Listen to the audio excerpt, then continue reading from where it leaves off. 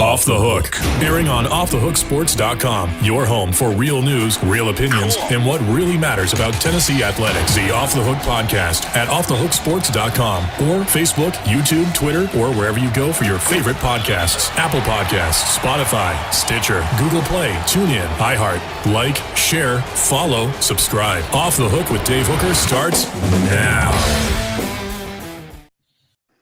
Oh, we are off and rolling. Welcome to the program. The Down and Dirty at 30 coming up here momentarily. We'll give you the latest on what's going on in the wide world of sports, including the SEC and Tennessee, of course. Also, Cooper Mays will join us a little bit on the program. We'll talk Bru McCoy. We'll also talk to Chris Landry of Landry Football, get a preview of Tennessee's defense. Of course, the pass rush should be much better. So looking forward to that. Some message board bingo, this day in sports history, and more. So we have a lot going on the program today. Let's kind of start with the latest, and that would be Bru McCoy. Bru McCoy still is not eligible, and frankly, we don't know when he might be. So that is the great question. Amanda LaFratta with a great piece on offthehooksports.com. Essentially, USC, have they done everything they possibly could?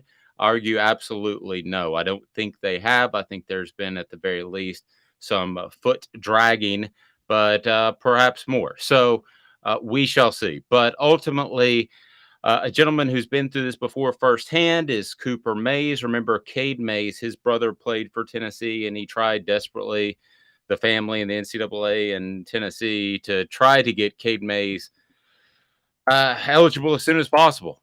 But quite frankly, it took a while. And so Cooper Mays knows that well. He's seen that firsthand. Here are his thoughts on Bru McCoy eligibility and getting cleared by the NCAA.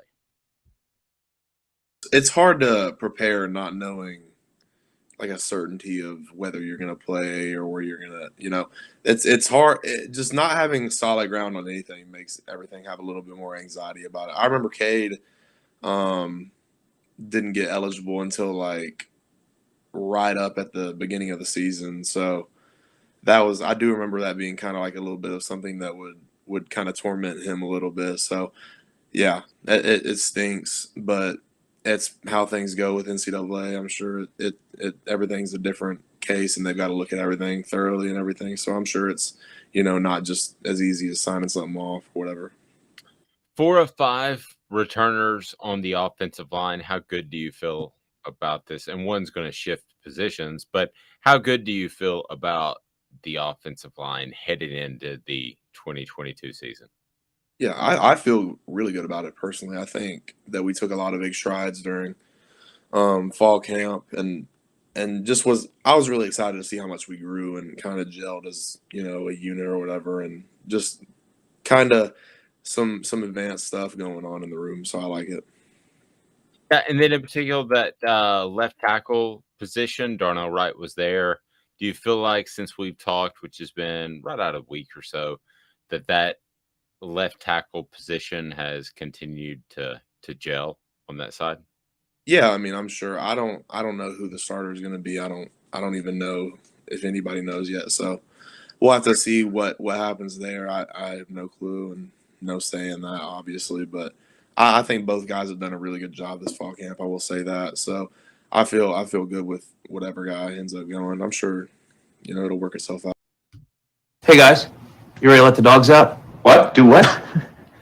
Let the dogs out. Like, who let the dogs out? Who?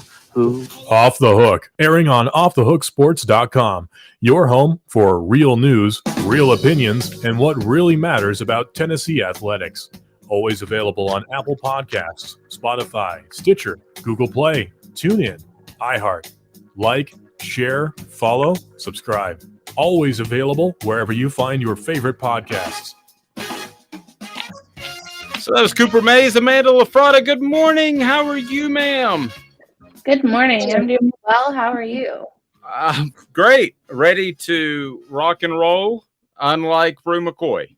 So Cooper Mays was discussing his brother, Cade Mays, transferred from Georgia And that conversation with Cooper Mays brought to you by City Heating and Air Conditioning for over 50 years. Integrity. That is City Heating and Air Conditioning. But Amanda LaFratta with a great piece on Southern Cal. And I love her take because I tend to not go too far because I don't want to err on the side of fandom. I want to give you the honest thoughts of where I am. And in my position, graduating from UT, a lot of people would say, hey, he's just, rooting for Tennessee. So I tend not to go that far. So that's why I love Amanda's perspective. She thinks USC is just a bunch of jerks. And It's obvious. pretty much. I mean, and I read it and I'm like, wait, is this sensational? I'm like, no, it's not.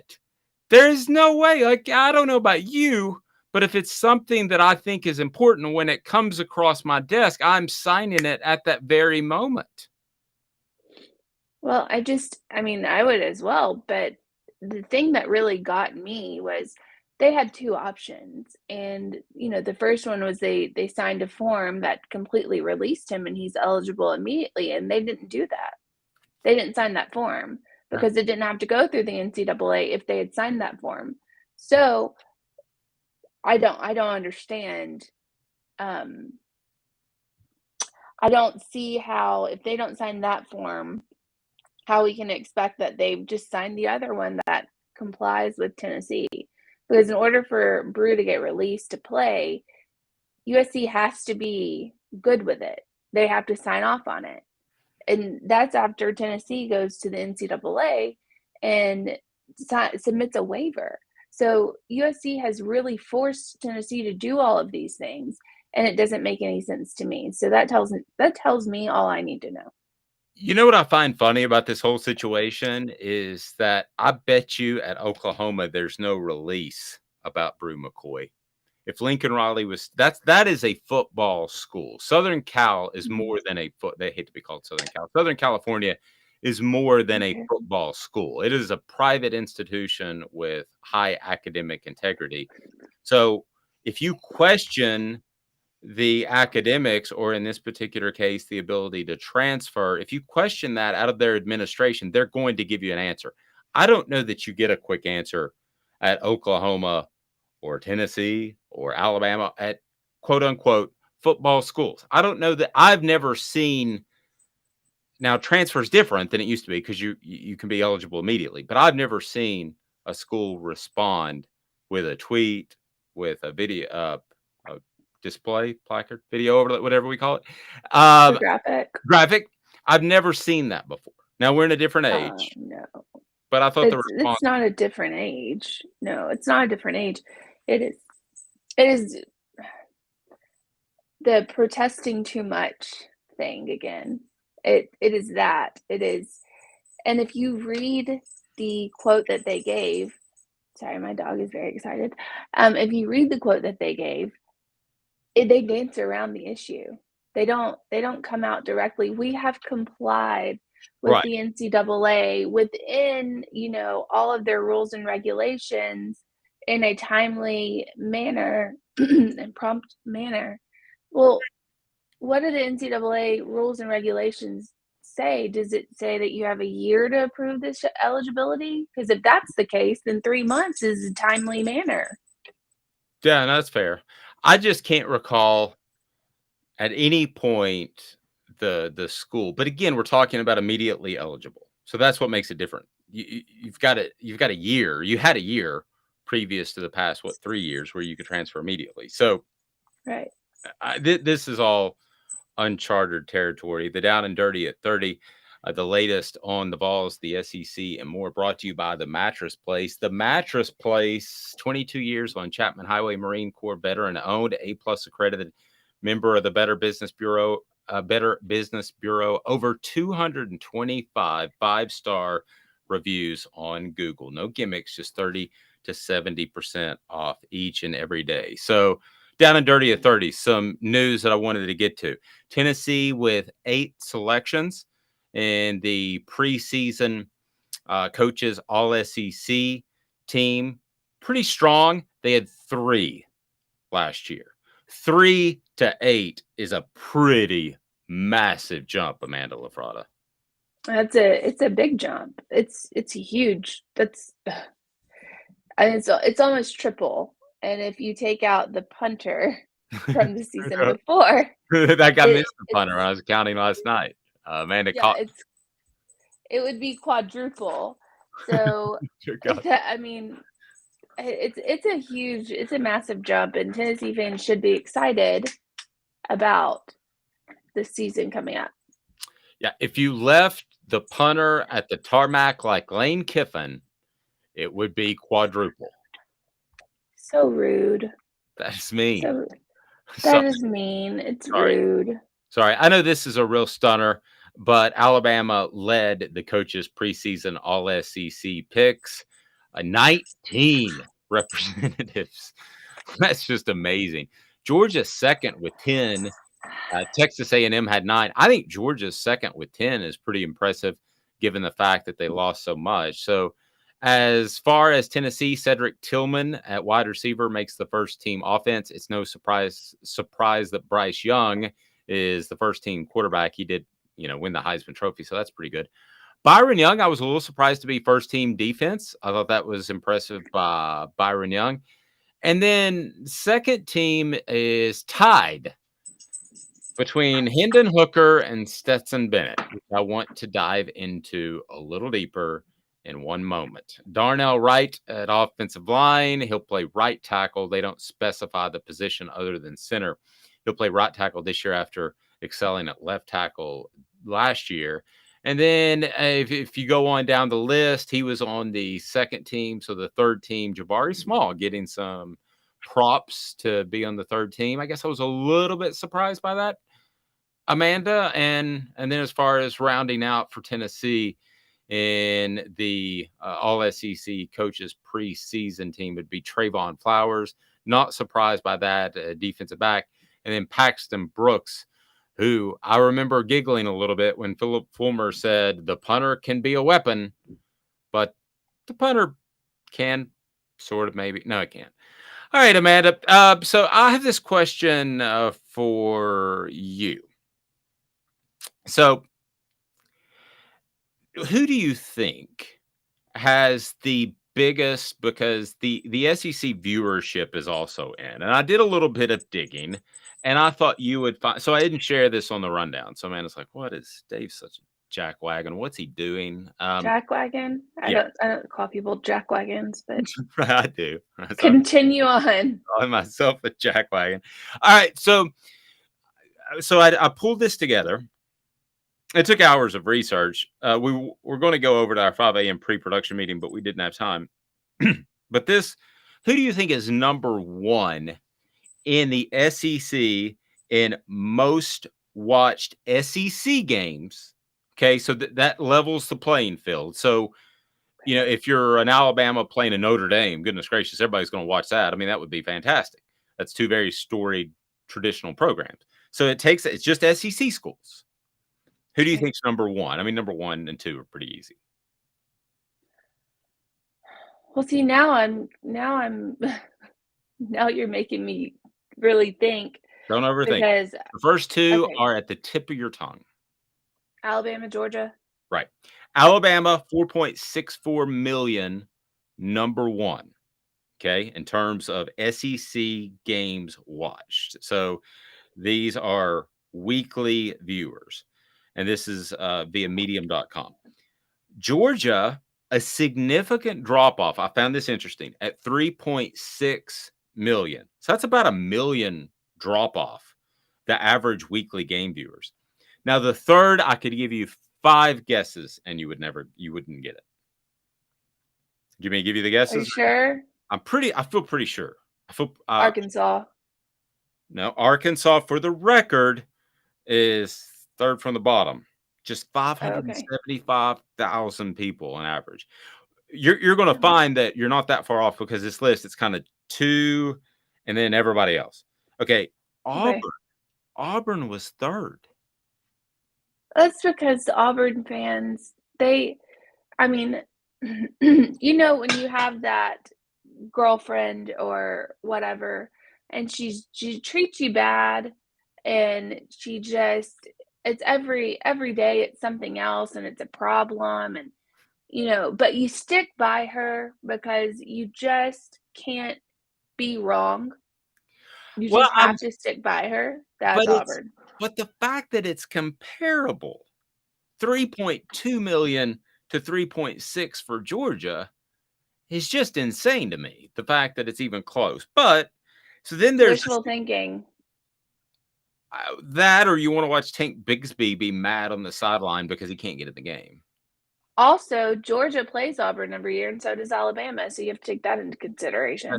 That's very true. That's very true. So that probably is. I mean, I'm glad you pointed that out. That's probably the difference between them and Florida at 2.2 million. Mm-hmm. So 2.2 million is the average weekly game viewers for Florida. Okay. And I totally misspoke earlier. You said Arkansas was number 3. Arkansas is number 5. I misread the logos at 2 million, just over 2 million. Okay. So what you have here, you have LSU then at 6th at 1.9 million, Texas A&M 1.86 million, Ole Miss 1.8 million. I was surprised to see Tennessee at 1.5. I think the same way we talk about Heisman candidates, I think preseason expectations factor into that. There are probably more people watching in November than September, I would think. No, I think it's opposite for Tennessee. Tennessee? I mean, let's be honest. It's been a dumpster fire before Heupel. It's been a dumpster fire. Well, so everybody gets super excited at the beginning of the season because there's all this hype. And so, like, the Florida game, I'm sure has a lot more viewers than, say, the Missouri game or the Vanderbilt game. And then probably even more than the Alabama game, considering by that point, you see that the year has gone by and it's still a dumpster fire. So you just... Well, I would think that last year in particular that Tennessee would be back and loaded as far as interest because you have Hendon Hooker step up, you have the excitement of the Missouri game and on and on. I would think that there are more viewers at the end of the year than the beginning because I talked to somebody yesterday who I really respect his opinion on college football, and he happens to be an attorney that I speak to. No, I'm not in any trouble, Amanda, but he said, I was not on board with Josh Heupel this time last year. And he is kind of my favorite fan in that he's very fanatic. He spends the money, but he's also kind of like you, just random compliment. He's also very logical. Okay. So he looked at it and he looked at Heupel this time last year and said, I don't get it. I'm not seeing it. Now he's like, oh, heck yeah. That guy's no joke. So he's super excited about this upcoming season. So I think you go in and the Ball States and the Akrons of the world probably have a higher viewership. But I do want just to point out one thing. Okay. So I misspoke earlier. South Carolina was the team that had 575,000. Now, that's also in Shane Beamer's first year, so you wouldn't expect great expectations in the beginning of the year. So, again, much like Heupel, not as excited. Okay, so you have Mississippi State at 858,000. Okay, I'm going to tier up, and you tell me if I'm wrong. I'm going to tier up the schools, and I'm not just talking about what they're going to do this year, what they did last year, or the short term. But so this is not an average over the years. This is just last season. 2021. Yes, this is okay. So I take that. I take what I said back then because I thought we were averaging over like the last few years or 10 years or whatever. Well, you're still throwing heat because you're pretty much right on Arkansas, and I messed up on that one. So you're still right. So here's the way I'm going to tier it based off the programs and the interest that we saw last year. I think it's Alabama, okay? Drop down a tier, and I'm going to give it to Georgia, okay? And the reason being is the Atlanta area. And I covered recruiting for way too many years. So I think that is a monster factor. Then I drop down into the tier of, my opinion, tell me if you disagree, Florida, LSU, Tennessee. That's and A&M. Florida, LSU, Tennessee, Texas A&M. That to me is my next tier. You notice I'm not including Arkansas and Auburn. There's a reason. Mm-mm. Auburn always has to be the redheaded stepchild, and both my parents are remarried, so I'm allowed to say that. So they are always going to be the redheaded stepchild to Alabama. I mean, that's a factor. I mean, that's never. Yeah. And then I've debated A&M because I think they're going to take a little bit of a backseat to Texas if Sarkisian knows what he's doing. But the other schools I picked with A&M, Florida, LSU, and Tennessee, and not Arkansas, specifically as that third tier because they got cash and they can recruit. Florida obviously has cash, can recruit. A&M has cash, can recruit. LSU has cash, in-state recruiting. Again, Tennessee has cash, can drop into Atlanta and recruit, but can also now go to Nashville, which is exploding, which is going to be the next Atlanta. Yeah, it's insane. Yeah, I mean, I don't even like going there anymore, and it used to be like my favorite town. I know it's your hometown. I mean, goodness. Yeah, that's why I roll my eyes. Is because I have to go there like monthly, and it's just every time you go there, it's insane. I read a stat right before you and I started working together.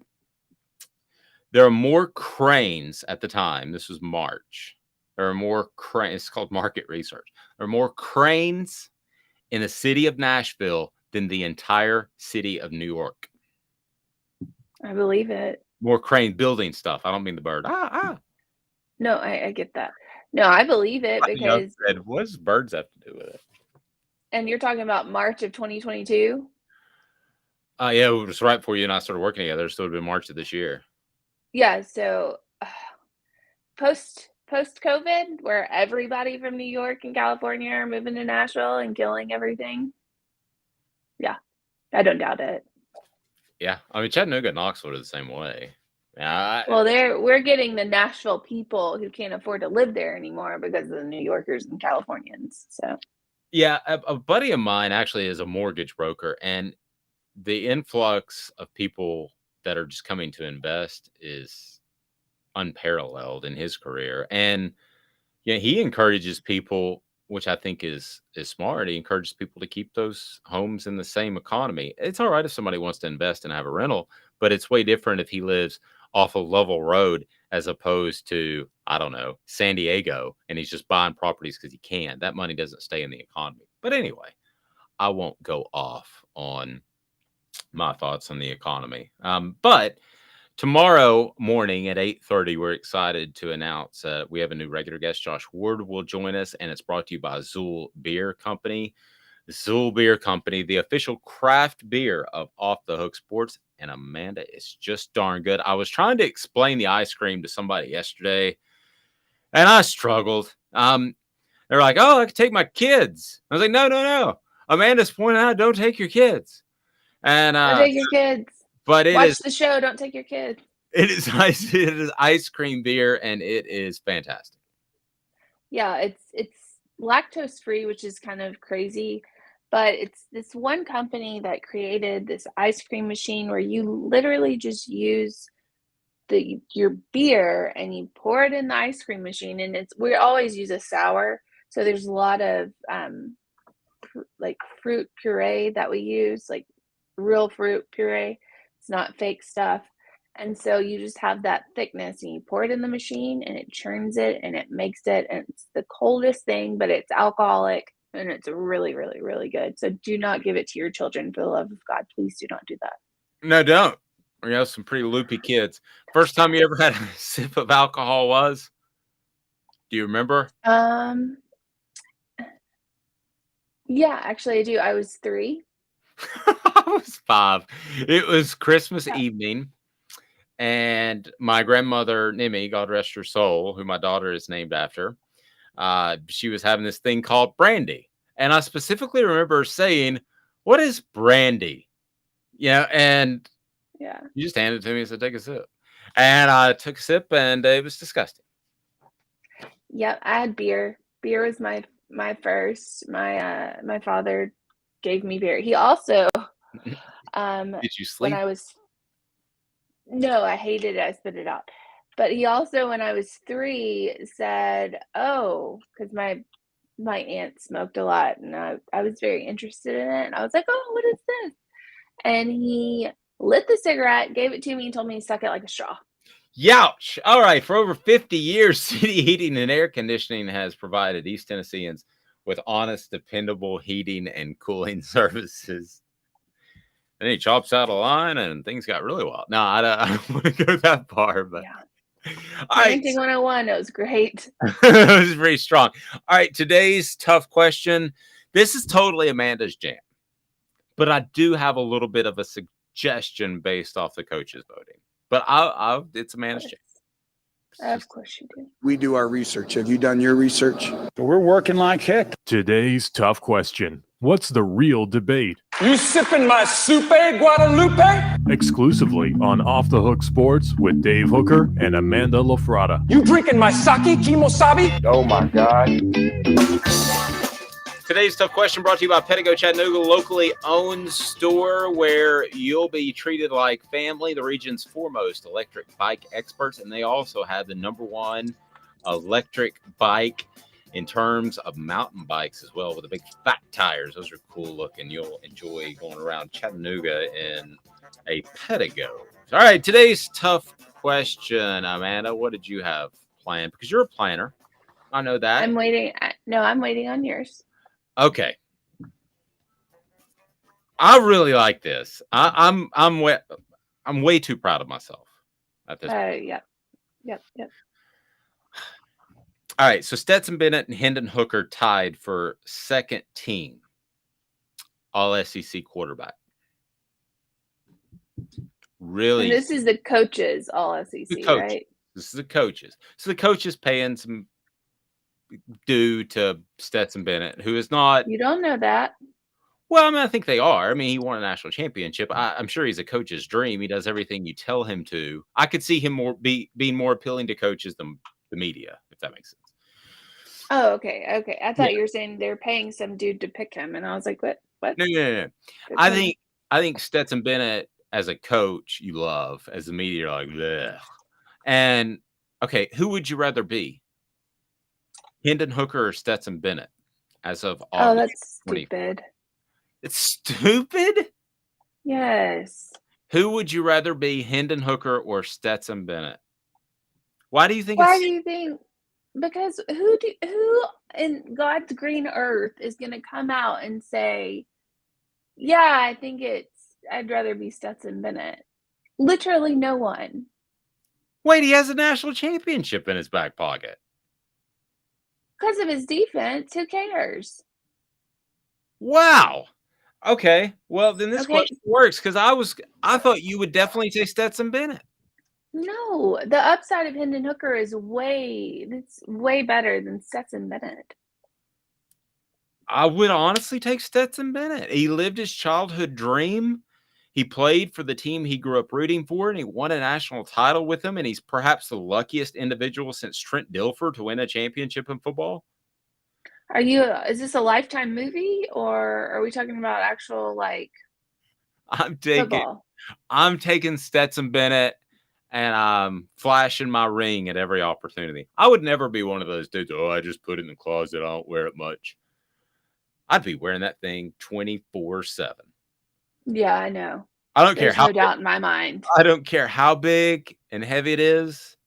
The bigger, the better for you. Did you ever do the class ring where you pop people on the back of the head? I don't have a class ring.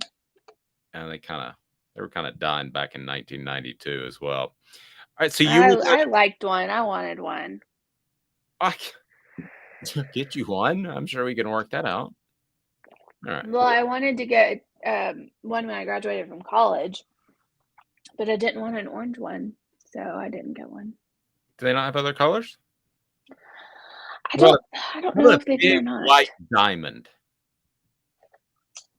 I have one of those.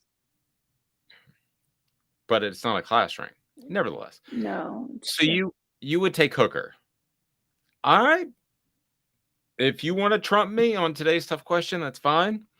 But Are you talking would I take Hooker as in if I had to start a team right now? I'm talking about you, Amanda LaFratta, turns into one of these two gentlemen.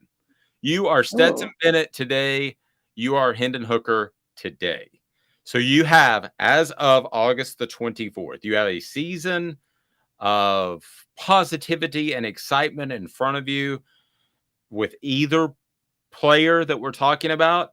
With Hendon Hooker, you have more of an upside in the NFL, I would certainly think. With Stetson Bennett, you have a championship in your pocket.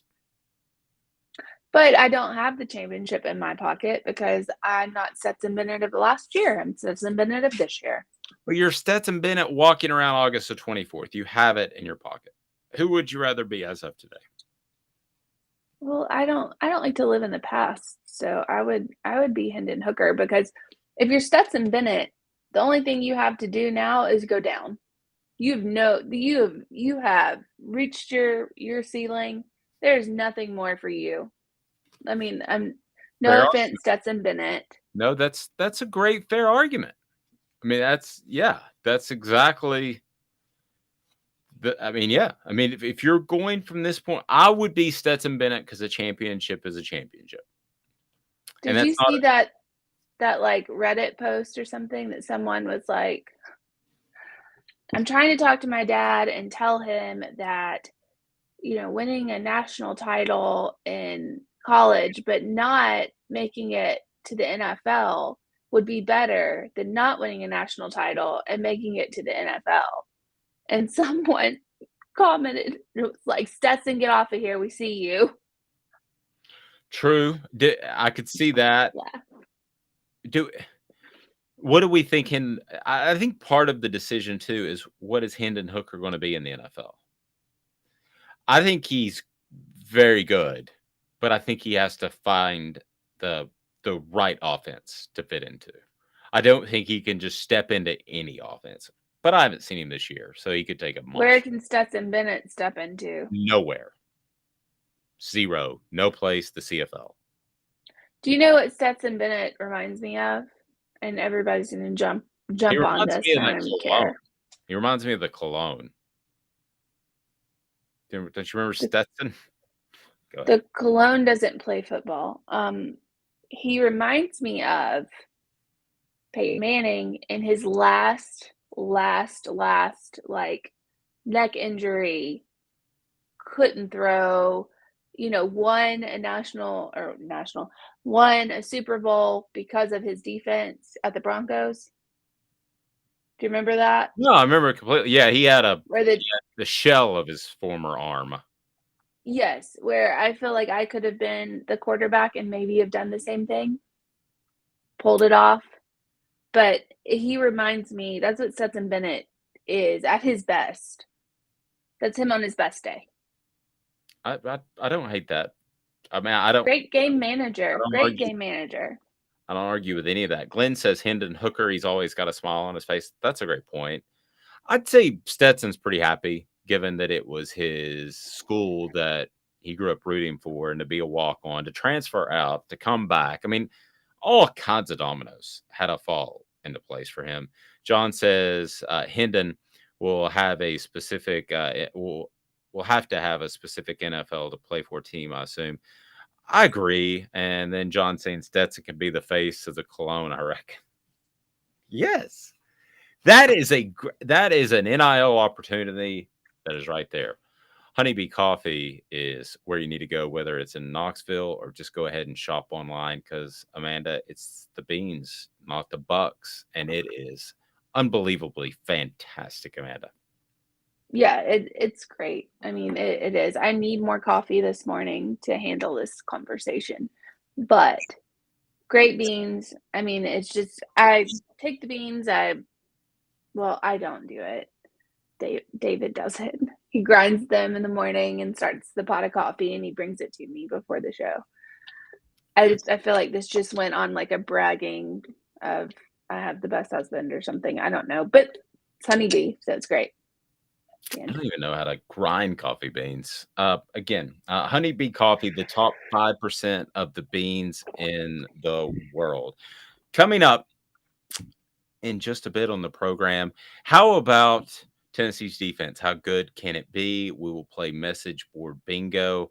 Stetson or Hooker, who would you rather be as of August the 24th? Or another Today's Tough question. If you like another one, Amanda, do you want to think about it? You look pensive, like you're thinking. I sense Amanda is thinking hard on this. Joe says Hendon's age will hurt him in the pros, but still rather be Hendon. He's got his own book out. That's true. He has the Scripture comic book, which is... Wait, who is the guy that was from Florida State that went to the pros and he was like 29? Do you remember that? 28? He played for the Browns. Man, I don't remember him. I thought you were referring to Chris Winkie at first. No, maybe he didn't play at Florida State. His name was Brandon something. Wheeler? Did I just pull that out? Okay. I don't remember what his name was, but he went to, and maybe it wasn't Florida State, but he was like 28 or 29 when he went to the NFL. Roger Staubach had to go to the Navy, so he was like 26 when he showed up. That's a little bit different. So, yeah, it's important. Brandon Whedon is Whedon. That's what I was close. All right. Brandon 2 minutes. Tell us about Big Orange Phillies, Mr. Biles. Biles here. I want to personally invite you to North Knoxville's newest sports bar and restaurant. It's Big Orange Phillies, located in Black Oak Center. And yes, folks, it's happening in Halls. Big Orange Phillies offers family-friendly environment with homemade meals and the best deli-style subs around. Billiards, darts, jukebox, shuffleboard, and cornhole, and a full bar. We also offer valet parking on weekends and during special events. We even have a covered back patio. It's happening at Big Orange Phillies. We want, we need, and we appreciate your business. Hi, Mike Davis here with City Heating and Air, reminding you to always dare to compare. Our team provides quality local heating and air service, installation, and maintenance across East Tennessee. We use only the best equipment like American Standard Heating and Air Conditioning for your residential, new construction, or commercial needs. Honesty, dependability, and customer satisfaction have been the cornerstones of our business since 1961. City Heat and Air. Dare to compare. This is Al's Dish Barbecue Supply, so come on in and see all the different rubs and sauces we have, plus a complete line of Green Mountain grills. Don't be overwhelmed. We have plenty of help so you can produce the best barbecue and amaze your family and friends. Barbecue is America's food. We'll do what we can to bring you all the best products. We're Al's Nest Barbecue, where Chattanooga goes to grill.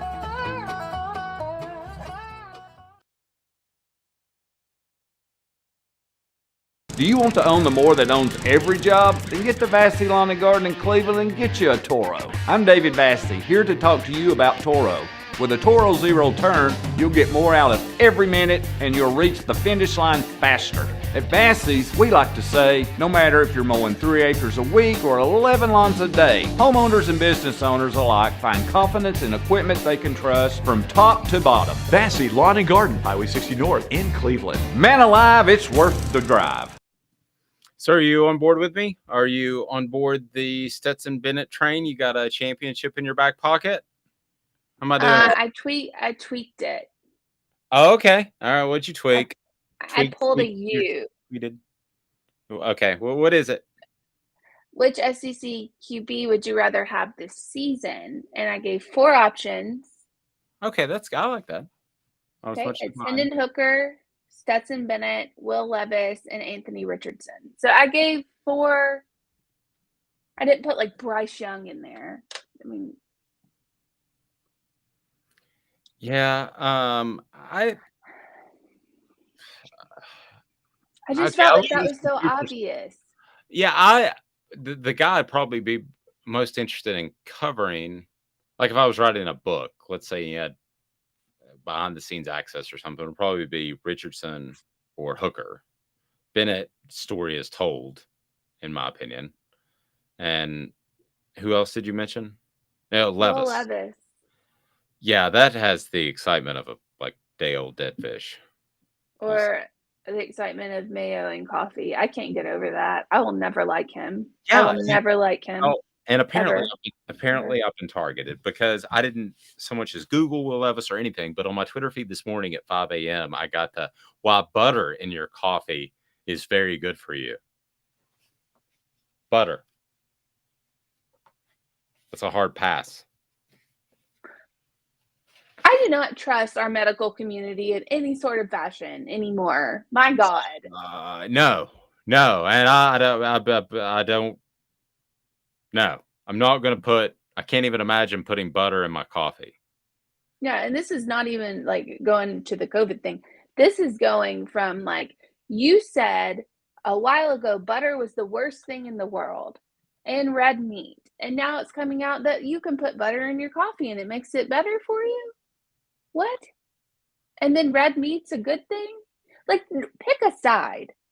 Pick a side.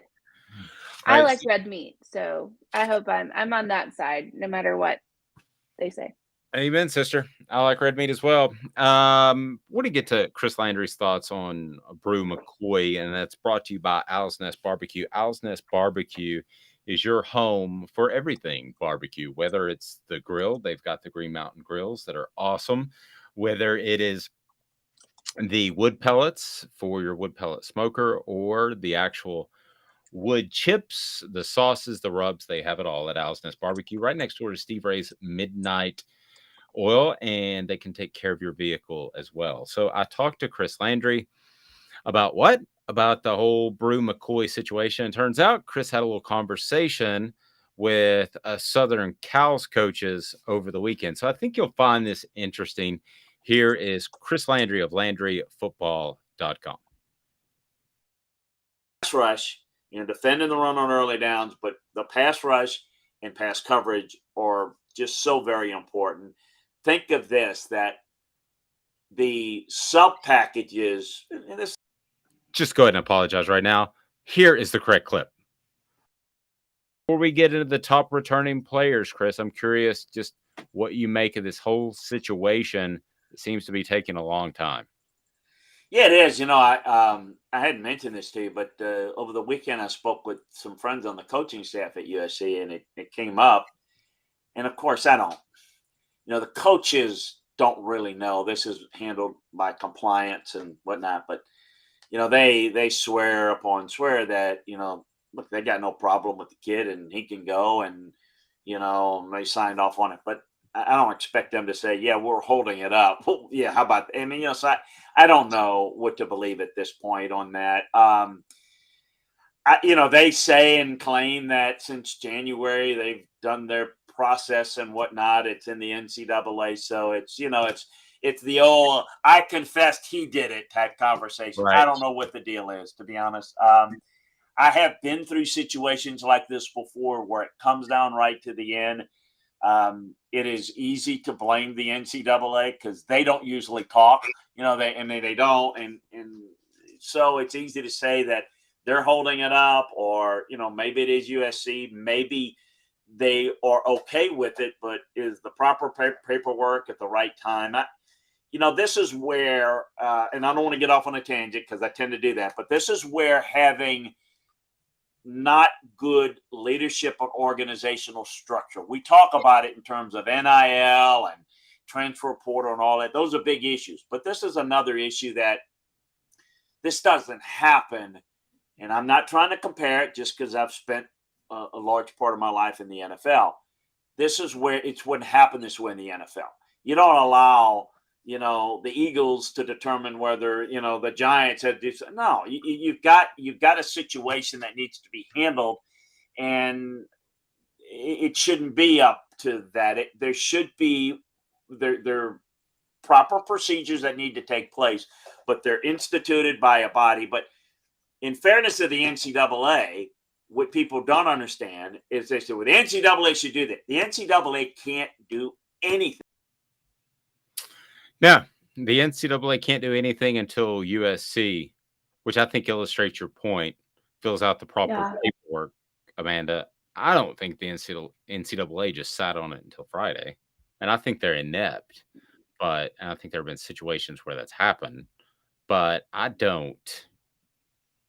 It never takes the NCAA this long to approve eligibility. It's normally a quick, yep or no. And all USC had to do was sign the first form that released him. All they had to do was release him. Tennessee shouldn't have had to go through this waiver process and all this other stuff. All they had to do was release him at the very beginning. And I can't remember what the form is called. And I put it in the story, but off the top of my head, it's like four words. But anyway, I'd never heard the acronym either. Go ahead. No, but all they had to do was sign that, and he would have been eligible. It's like taking a permission slip from your parents to go on a field trip. He would have been eligible right then to go. Like, here you go, paperwork's done. But they did not do that. They didn't do it. They made Tennessee go through this waiver process with the NCAA. They didn't do it. And that is ridiculous, in my opinion. Now, with all of that being said, and all the USC coaches saying, you know, oh, we did this, or we did this, or we did this. Well, if it's really up to the administration that's handling it, they can't say it's both. They can't say the administration handles it, or, you know, we've done everything we can from January. It's one or the other. If the administration handles it, you have no idea what you've been doing since January. If, you know, you are the ones that are doing it, then stop putting it on your administration. It's one or the other. It's not both. And Tennessee fans are not fooled by USC whatsoever. You can clearly tell that, to the point that USC had to come out and put on their Twitter feed that they've been complying with the NCAA and dance all the way around it to try to confuse everyone, to say, we've been doing this. You know, we've been complying in a timely manner. A timely manner, again, could be a year that the NCAA gives you. A timely manner is 6 months. Like, that's not, you're dancing around it. But Tennessee fans on our poll yesterday, 52.2% said that if they believe that USC has done everything they can to help in the Bru McCoy situation, 52% said no, that it seems shady. And then 43% said, like, absolutely not, USC and Riley are liars. So you have 90% of people thinking that no. If you can't completely reset, and by the way, it's an NPO form. Thank you, Taylor. Thank you, Joe, for helping us out there. It's an NPO form. So if you can't reset yesterday's tough question, because it did surprise me a little bit when I looked at it late last night. Yeah. So yesterday's tough question was, do you believe that USC has done everything they can, and which they claimed, to help in the Bru McCoy situation? And you had 4 options. It was yes, totally believe it, or yes, no reason not to, no, it seems shady, and no, USC and Riley are liars. Like, it was kind of I believe it completely. I kind of believe it. I kind of, you know, don't believe it, and then I absolutely don't believe it. So with that being said, 90% of people that took this survey said no, they don't believe that. It seems shady to them at the very least. No. And, you know, we do have to factor in the audience. Please go ahead and click on subscribe and like so we can be a part of your day. We air each weekday at 8:30 with Amanda LaFratta. I'm Dave Hooker. So we have to be mindful of the audience. Our audience is going to be more Tennessee centric. So I wasn't surprised to see it lean in that direction. I was surprised to see it lean so strong in that direction. Sam saying USC. I'm not a Tennessee fan. Go ahead. Sorry. No, Sam saying USC keeps issuing statements because they need to restate the truth. This is the USC spin. There's a little bit. I mean, I think there's some spin going on. I think when you put together a graphic and tweet it out, I think, that you're being mindful of how you're being perceived. That is spin. That is public relations. That no one has done relations that. is always bad. Go ahead. Yeah, no one has done that. Like, no school has come out and tweeted out, like, when it comes to a player's eligibility, that they've done in a timely and if you just look at the wording that they use, the verbiage tells you all you need to know. They should have said, okay, we signed this form on January 1st, or we signed this form, you know, even we signed the form in January, you know, or give a date when you signed the form, around what time, not in a timely and promptly manner. We have been adhering to the a rules and regulations since January. That tells me you didn't sign it in January. No. You're adhering to their rules and regulations, which means you're taking your sweet time to release this kid. And it's never, all it's going to do is in the future, it's going to hurt USC. It's going to hurt USC because especially in the NIL transfer portal era that we're in, what kid's going to go to USC and be like, you know what? I'm going to go here and then maybe they won't release me and I won't be eligible when I decide to transfer out. No, it's going to kill your recruiting, and the fact that you're out here trying to dance around it is ridiculous. Big Orange. No, rant over. No, I love it. I love it. And if people haven't read the column on offthehooksports.com and you're interested in this Bru McCoy situation, then click on it, read it right when the show is over. Immediately after that. Not a Tennessee fan. Again, not a Tennessee fan. So I'm not having a homer opinion. No, I'm giving you opinion from a outside, this area. Well, and let's be honest, there are a lot of homer opinions out there, which you kind of have to weed through. However, the way you laid it out and the verb, again, I would just encourage people to check it out. You know where Amanda stands on it. I stand the same way. She said it's never happened before. I'm like 20 years older than her. It has literally never happened before. Like, I started in 1996. I've never seen a school issue a statement about the eligibility of a player that is transferring. I realize that immediate eligibility is different, but I have been through these in terms of junior college players and other players, and I can tell you that no school has ever responded with a public statement. And kudos to Trey Wallace, I believe, of Outkick for getting the quote from USC. Kudos. Would have never thought to do that because I would have never thought they would have answered. But they did. Which, again, he doth that protests too much, I believe, is the reference you were making. Big Orange Phillies. I don't like to say it. He doth that protest too much. I just feel weird saying it, so I just don't say it. Or I'll botch it, so I just don't say it. I'll just say they protest too much. Well, my favorite quote is a Socrates quote, and it's on my Twitter page, and I mess it up every time, so I don't even say it. I'm just like, go to my Twitter page. That's the way I think. So Big Orange Phillies is right there in North Knoxville. We were there over the weekend, had some wings. They were awesome. We really loved it. Casual shouldn't mean stale food options. No, they have fresh ingredients and they're committed to stepping up to the plate. They will do that. A great place to watch football because it's family friendly. Darts, billiards, live entertainment, and karaoke. Amanda is going to sing. She's already agreed to sing. I did not. I haven't determined the song. No, I'm not singing. I'm not singing. No one wants their ears to bleed.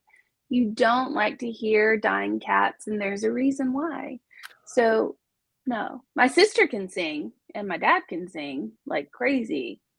And this is not the dad that gave me the cigarette, by the way. My dad can sing, and my sister can sing. That's Steven Tyler.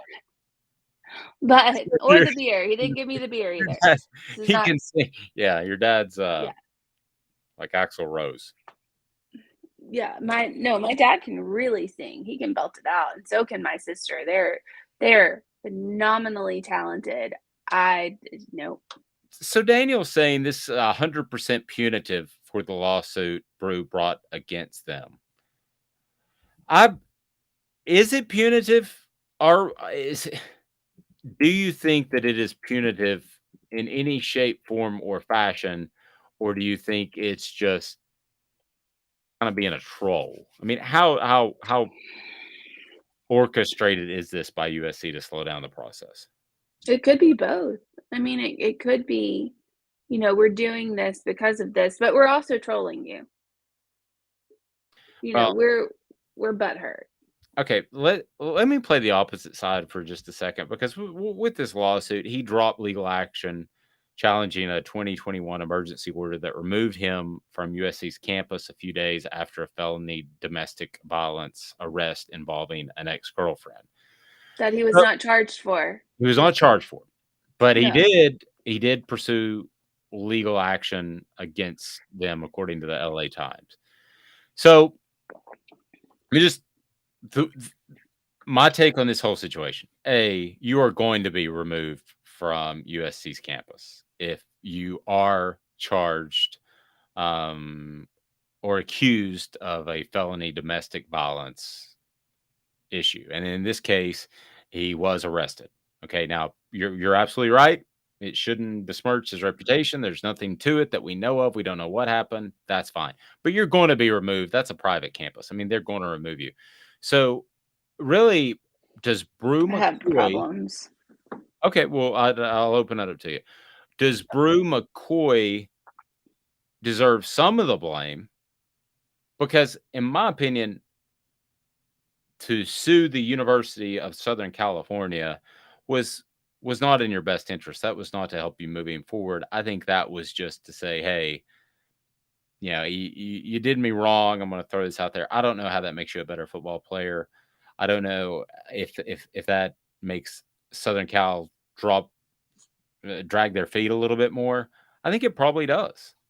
So shouldn't be. Well, it shouldn't. Should and no. I agree. I know but that's the thing. That's the difference. Bru McCoy. Okay, I'm gonna go into this, and we're just gonna have to deal with it. So, this is like the Deshaun Watson thing. There's no proof. There's no indictment. There's no anything. Bru McCoy, the charges, he wasn't even charged with it. So, my thing is, if you remove him off campus and you already punish him for something that he may or may not have done, but there's no actual evidence to it, or he doesn't get, he gets arrested, but it ends up not being charged with it or what have you, he has every right to be mad. He has every right to sue that university, because what they could have done is killed his career, just like we saw with AJ Johnson. He was removed from the team for an allegation that ended up not being true.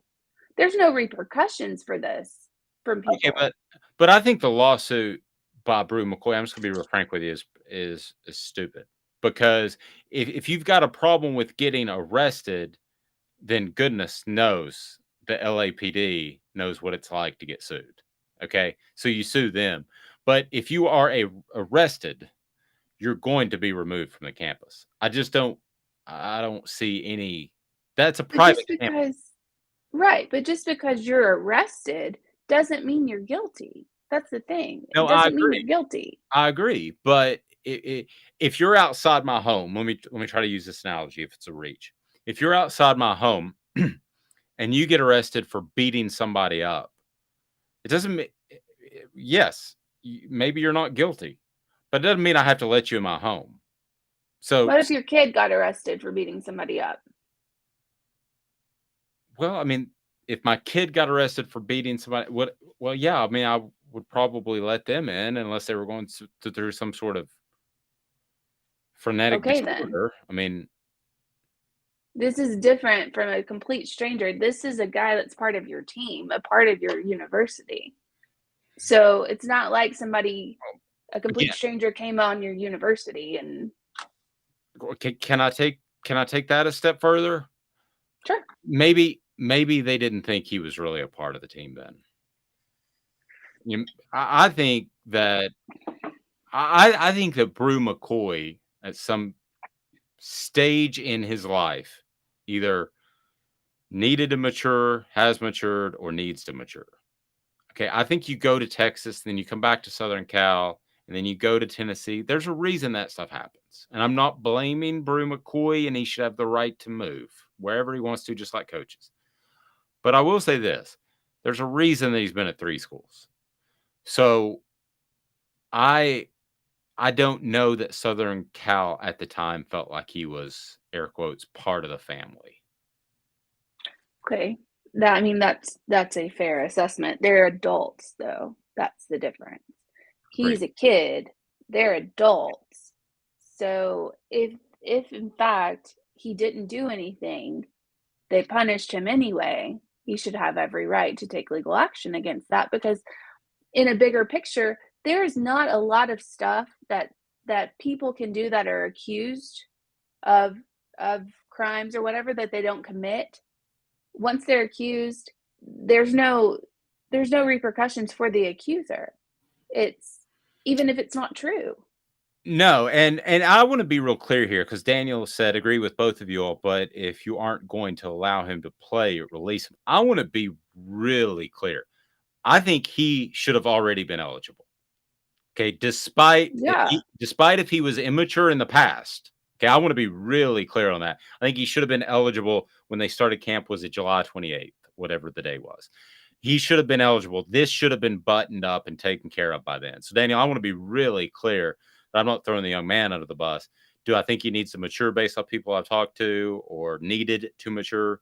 Yes. But I've heard nothing but good things since he's been at Tennessee. I'm not throwing it at the kid's feet. Not. Right. Correct. But that's the thing, is even if he sued the university, even if he did that, and whether you agree with him doing that or not doing that, it doesn't matter. The university is made up of adult men and women that can release this kid to go somewhere else. Why would you? It looks to me like you are purposely trying to prevent him from succeeding in football or in life. Well, and the weird part too is he's not transferring within conference. Like, I would have a totally different take on this if he wanted to go to UCLA. You know, if he wanted to go next door, I would have a different thought on this. I do think it's fair. Go ahead, because I can tell you disagree. Yes, I would not have a different thought on this, because the NIL, the transfer portal, this is stuff that universities agreed on. You all got together and you agreed on this stuff. This is what you agreed on. So you honor it. The conferences individually had to say you could transfer within conference. The SEC did. I could make a strong argument that I wouldn't, if I were a conference commissioner, I wouldn't allow it within conference. That's just me. But did the Pac-12 do it as well? I don't know. But I would assume so. But the NCAA as a whole has stepped up, and it's a moot point, because the NCAA as a whole has stepped up and said you can play immediately if you transfer from conference to conference. So yeah. So your grudges at USC, the grudges you're holding as adult men and women, get over them. Let the kid go. Let him go. And the fact that you're playing this game is ridiculous, and it's only going to hurt you in the end. The only people who are going to be hurt is USC and their football program. John, thank you. I stumbled around my point, but he said, I agree, a rival I could see holding it back for a time just for spite. Yes. I'm not saying it's right. I'm saying I could see that. I could see a conference having a rule where you're not eligible immediately within the conference, but we don't know that rule exists. Yes, that's the thing. If the rule exists, then I understand that, but we're not even talking about him going anywhere in conference. Full spectrum CBD treats at crafttreats.com. They're great for your pet, whether it's storm anxiety, car ride anxiety. CBD has anti-inflammatory properties and pain reduction benefits. Can help with arthritis. It's gotten to the point with my poor animal. I'm not going to get emotional. But just go ahead and give little Thaddeus, who we've nicknamed Thaddeus because he's gained some weight, because the kids are home and feeding him food. But I just give him a craft treat every time, because he's getting a little bit older and the arthritis is beginning to be an issue. So go to crafttreats.com and you can take care of your pet. Sam says, how do you compare an immature adult to a multi-billion-dollar university? Totally agree. There is no comparison. I see exactly where you're going, Sam, and I agree with you 100%. I think that it is up to the adults in the room to be more mature. However, I'm trying to figure out the motivation behind Southern California's athletic department, the way they've acted. Stupidity. Or spite. And that's the thing. Yes, yeah, stupidity. spite. the SNS. And that's the thing, is that you are adult men and women. You are sitting on the board or in athletic department or whatever the case, whoever, as we go round and round and round this thing, whoever is supposed to sign the release or, cooperate with Tennessee, whatever. You are at a point where you're old enough to say, okay, this is a kid, whatever. Why are you holding grudges? Like, why? Like, who cares if they sued your university? Well, especially Big deal. It's 3 time zones away and no conference. I mean, the chances that Bru McCoy would ever take the field against Southern California is about 1 in a billion. They would both have to make the playoffs. They would both have to. It's just not. He is not going to crop up and ruin your Lincoln Riley run of success, even if it happens.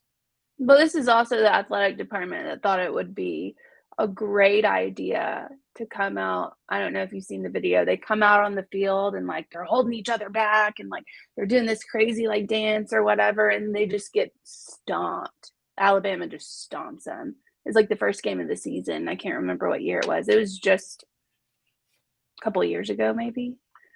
Alabama just, and it was great. Yeah, they to me, having been there about 6 months ago, it is a school that seems a bit torn between academics and athletics, because it's a little, I mean, it's as esteemed as Vanderbilt, but its football program is as historic as almost any in the country. So, isn't that the one that you had to, like, the people lied to get their kids into? Yes. Mm-hmm, mm-hmm. The crew team that they don't. Well, yeah, they would essentially pay. Yeah, it's dirty as they come. You would essentially, and it was dumb dirty. You would essentially pay for a scholarship for a young person, and then there was a kickback that went to administrators. When in reality, you know what you do is you say, this is the Hooker School of Business. You just donate a bunch of money. Yep. Yeah. And then you could funnel it wherever you want to funnel it. But hint, hint, Trammell is getting in, my son. That's the way it's going to. You don't have to go through the athletic department. This has been done for years. So this is already a shady athletic department. Very let's shady. point that out. Listen, like I told you, I felt like it was shady when I saw OJ's Heisman trophies still up. And Reggie Bush doesn't have anything. Reggie Bush, yeah. Okay, I'll just lay it out. It is absolutely because they're eggheads that run the university. They're smart people that will probably employ you and me one day, but they don't know a 3-4 from a 4-3 from a nickel. That's just not. And I don't know that, I know they made the big commitment to Lincoln Riley, and I get all that, but I just don't know in the long run if that thing ends up working out well. As a matter of fact, if you ask me to bet, and you're more the gambler than me, I say in 5 years, that's a dumpster fire. Because I think it's a dumpster fire now, but yes. It is. Okay, still a dumpster fire. All right, so today's tough question. Why don't you reset us on that and see what we got rolling on? And thank you, Johnny. Definitely going to Zool Beer next week because of you guys. So let them know the sponsorship is working. You let them know, Johnny.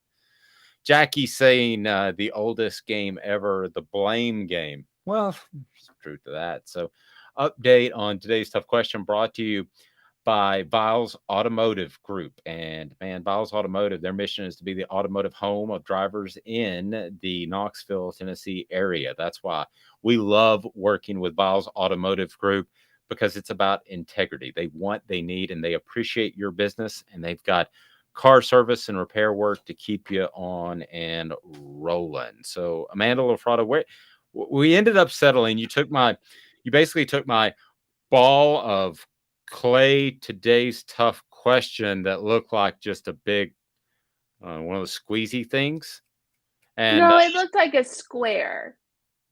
Okay, what was the thing that you gave me to give to my daughter? The Squishmallow. Squish. It looked like that, and you made it into, I would call a Michelangelo piece of art. What is today's tough question again? I wouldn't go that far, but it is, which SEC QB would you rather have this season? And the options were Hendon Hooker, Stetson Bennett, Will Levis, and Anthony Richardson. Poor Anthony Richardson gets 0 love. No. 0 love. Yes. It's atrocious. The mayo, it is. The mayo in the coffee gets a 4% boost. Gross. Stetson Bennett with an 8%, and then Hendon Hooker at the top with 87.5. Told you. What did you tell me? That Hendon Hooker would win? That he would dominate. Well, I mean, I don't doubt that he's dominating. So Hendon Hooker with 87% of the vote. Now, well, I don't even know why Will Levis and Anthony Richardson are in here. Because I had to give somebody in the SEC East. That's fair. That's fair. But who would you rather be? That what about, I tell you what, Johnny, Jackie, the crew, who would you rather be? Hendon Hooker with his future or Stetson Bennett with a championship? I'm just curious. It's going to be Hendon Hooker. I don't know. I think you have a fan base that when you kick off, you bark like dogs. You literally bark like dogs at everybody else. You're referring I to hate it. Georgia. Fair. Sam Saban, given the competitive environment, should the NCAA just make all of these decisions? Praise all to be? Absolutely. Sam, I've been saying that. I've been saying the same thing about punishment. If a player is accused of domestic assault or DUI or whatever he's accused of, the punishment could widely vary from school to school and conference to conference. Now, the NCAA doesn't have the manpower to do it, but I've often thought I don't have the money. No, but theoretically, it should be like the NFL, where one person should make a decision. Now, we can still criticize the decision, but ultimately, let's face it, you have a vested interest if you're Tennessee and you're determining whether or not you should suspend a kid for 2 games or 4 games at the beginning of the year, because that Florida game falls within 4. So I think there should be somebody that makes these decisions, but goodness gracious, way more problems to deal with in the NCAA than that. I mean, we've seen the NFL. That doesn't work. I mean, it doesn't work. It's not great, but it's better. It's whatever the public opinion is what we try to go with. I mean, that's honestly what it is. No, I've been saying this for 20 years. I think there should be a centralized punitive enforcement agency within the NCAA. I also know that is a pipe dream, and it's never going to happen because they can't. Litigation makes that impossible because that holds somebody accountable.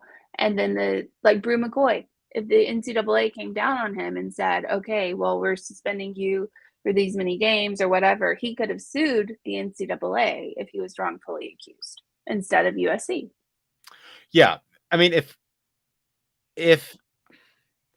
a UCLA basketball player can take down the NCAA, then I have a feeling there's a lot of people that could. So they're not buttoned up legally. That's why Ed O'Bannon started this whole thing, which I'm glad it is there with the NIL, but he started it all. And if he can take them down, then there's a lot of people that can. Back in 2 minutes, message board bingo, and this day in sports history. Stay tuned. Viles here, Viles Automotive on Callahan Drive. I've been selling cars here in East Tennessee for 27 years. In that time, I've come to realize it's not about the car. It's about you, the customer. So I'm here to take care of you just like family. Good credit, bad credit, you name it, we can get you taken care of. If we don't have it, we can find it for you. We go across the country to get any vehicle that you want. And here at Viles Automotive, we don't believe in fake numbers. We just give you great deals. And as always, we want, we need, and we appreciate your business. Do you want to own the more that owns every job? Then get to Vassey Lawn and Garden in Cleveland and get you a Toro. I'm David Vassey, here to talk to you about Toro. With a Toro Zero turn, you'll get more out of every minute and you'll reach the finish line faster. At Bassey's, we like to say, no matter if you're mowing 3 acres a week or 11 lawns a day, homeowners and business owners alike find confidence in equipment they can trust from top to bottom. Bassey Lawn and Garden, Highway 60 North in Cleveland. Man alive, it's worth the drive. This is Steve Rain. I own the Midnight Oil and Michelin Tire Direct service station here in Ottawa. It's not a fancy place, never has been, but it's a clean place with clean restrooms and good folks who work here. We sell gas and fix cars, nothing glamorous, but we love what we do, and we're going to keep doing it for a long time to come. There's not many real service stations left, and that's a shame. We're the guys just like the guys back in your hometown. We'll fix your tire, change your oil, and put a new set of Michelins on your car. If you want a Twinkie, you'll just have to keep on going. Thanks for the business.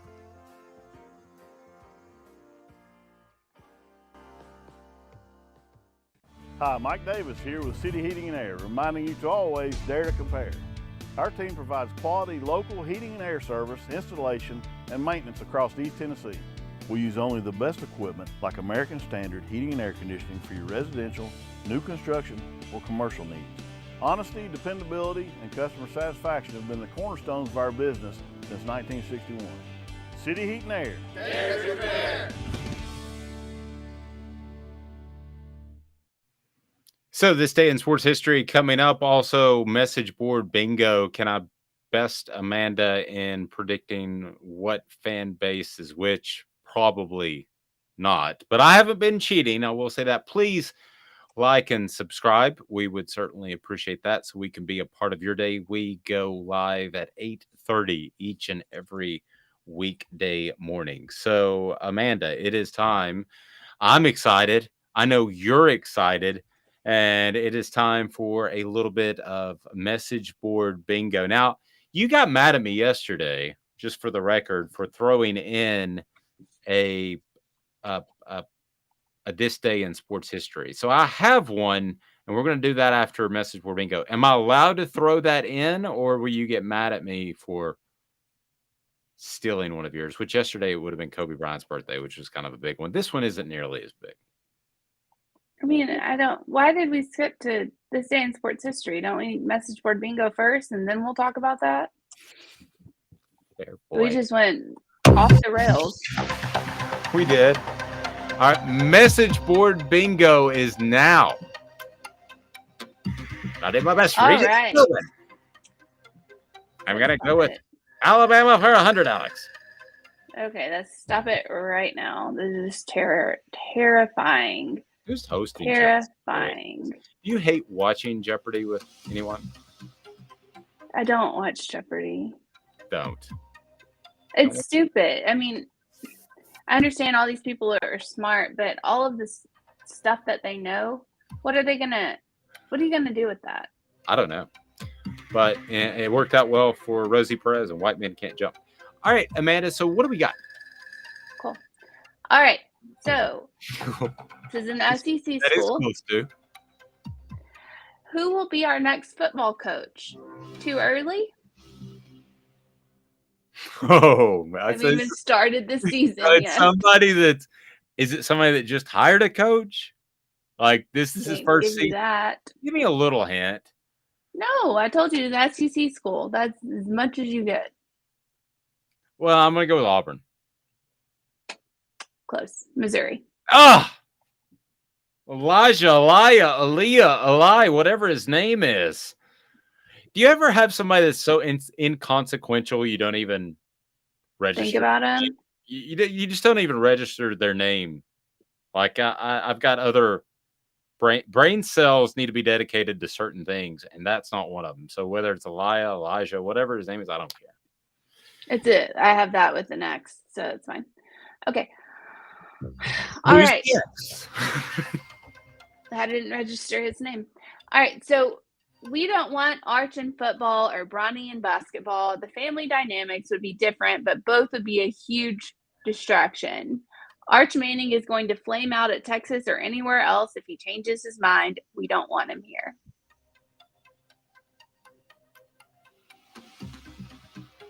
I'm going to say Southern Cal. Arch Manning wasn't even in the what? Yeah, he was down to Texas. Okay, Georgia. No, it's Tennessee.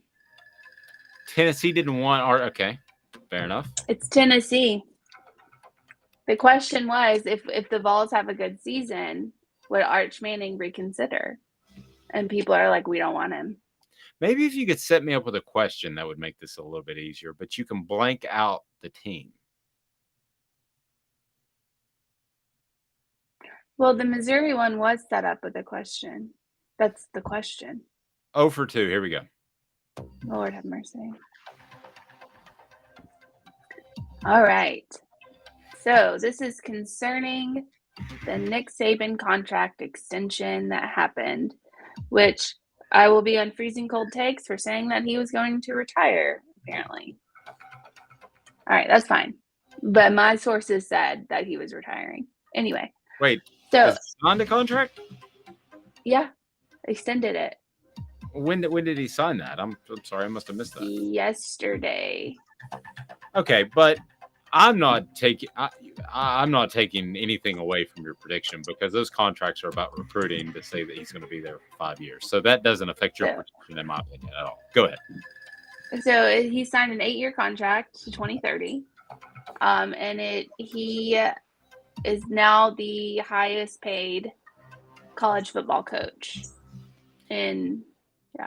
Yeah, if he's the head coach at Alabama in 2030, then I would be absolutely stunned. Okay, so I'll just Joe Paterno did it. Coach Bryant did it. I don't know why. Right, those are only 2. Well, yeah, but he's the best successful for that long. And Saban's been the most successful ever. I just don't think he'll be there in 2030. I think that is the safe bet, but who knows? I think who cares right now? Okay. So this is on the hiring of Nick Saban or the extension. So extending a declining asset. Not sure if that's so smart. Well, he's not a declining asset. They're by far the favorite to win a national title. So that's just stupid. So that makes me think. Of course it is. 2 schools. That makes me think of Missouri and Auburn. Do I have to pick one? That means one of them's right. I'm going to go, I think I'm going to go Auburn. It's Georgia. The hint was not so smart. Oh, that's where they get you. It's the not so smart. All right. Well, he's not going to be there at 2030. I don't know if he's going to be there in 20. Do you want one more? Yes, I do. I feel like you struggled mightily, and I'm feeling quite chipper this morning, but I'm up for another. See that. All right. So, wow, $300 million for 10 years. Who'd have thunk? This is a response to that. Bama needs something because they sure don't have academics. Are academics what colleges are supposed to offer ultimately? Wow, I bet they have the highest paid faculty in the USA. And we thought Aggie was a joke with Jimbo's guaranteed contract. Is this an SEC school? No. That means it's Texas because they're going to be an SEC school. Yeah. Yay! You only got it because you had to ask if it's an SEC school, and I had to be like, well, it's not right now, but it will be. So what's the answer? Yeah, I saw that. All right, so this day in sports history, we get to that brought to you by Bassey Lawn and Garden. Man alive, it's worth the drive. Bassey Lawn and Garden, Toro, count on it. Yes. Sorry, I just want to say this for the reason why this post is so hilarious is because there's a lot of misspelling and grammar, and they're talking about academics. So just, okay, continue on. Fair. A little catty. This day in sports history brought to you by Bassey Lawn and Garden. Man alive, it's worth the drive. This day in sports history, putting things in perspective, exclusively on Off the Hook Sports with Dave Hooker. You're so old. When you were a kid, rainbows were black and white. And Amanda LaFratta. New Kids on the Block just called. They wanted you as a backup dancer. All right, for those on board, engaging via chat, I want to get your thoughts on this day in sports history, I should say. I think I have an awesome one, but I want to hear Amanda's first. Amanda, what do you got? 2006. Is this 2006. yours? Is this yours? Mm-mm. Okay. 2006. Mine's pre-Amanda. Okay. 2006, Jerry Rice officially retires from the NFL. Greatest receiver ever. And in taking out quarterbacks, he's the best offensive player in the history. Oh, I also have another one. Can I give you one quick aside? So I couldn't sleep. I may have sent it to you last night. I actually saw Ronnie Lott flinch. Like, I saw a video that for some reason was circulating. I've never seen Ronnie Lott flinch. Ronnie Lott's the best defensive back ever played. But Bo Jackson came around the corner, and I'll show you the video. Ronnie Lott flinched and still got ran over. I've never seen that video before, but we're planning on having Jeff Pearlman, who wrote a book about Bo, the last folk hero. So that popped up in my feed. Anyway, not to get sidetracked, but that's the first time I've ever seen Ronnie Lott kind of, I don't know that I want that. This is the guy who got his pinky cut off instead of had surgery on it so he could play in the playoffs.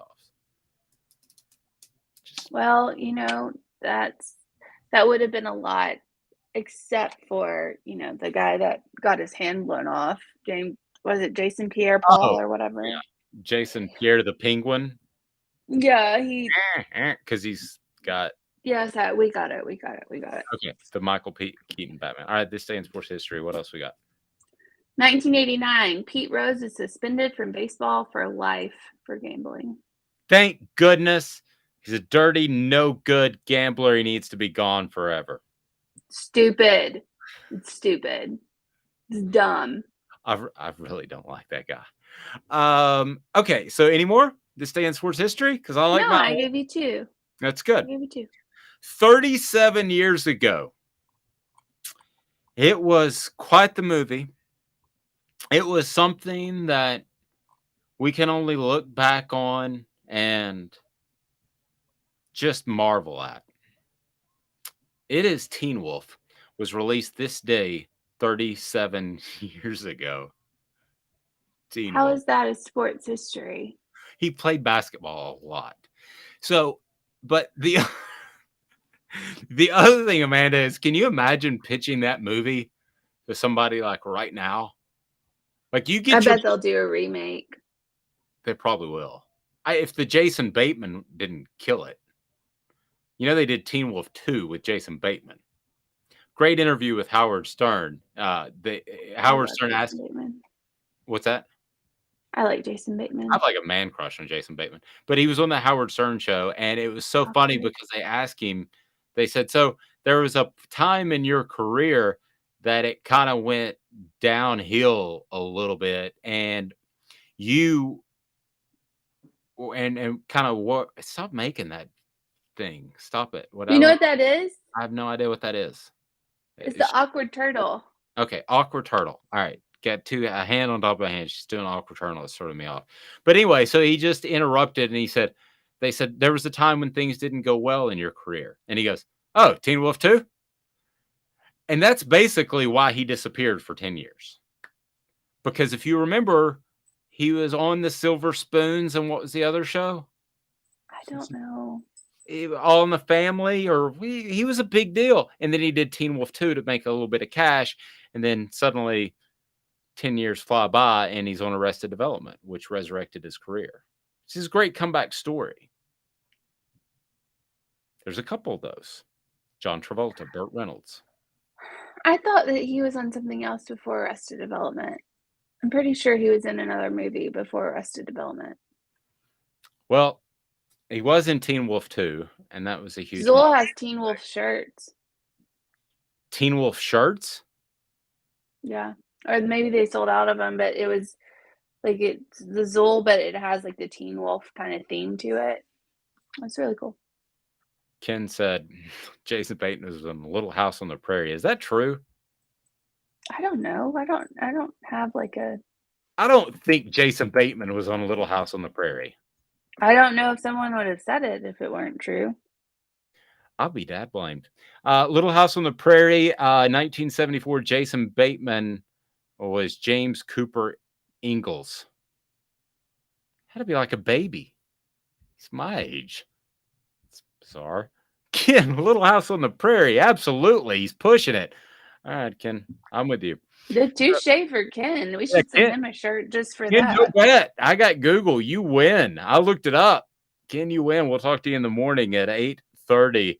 Be sure to like and subscribe. We'd greatly appreciate that. For Amanda LaFratta, I'm Dave Hooker. This is a production of Off the Hook Sports. Boom, says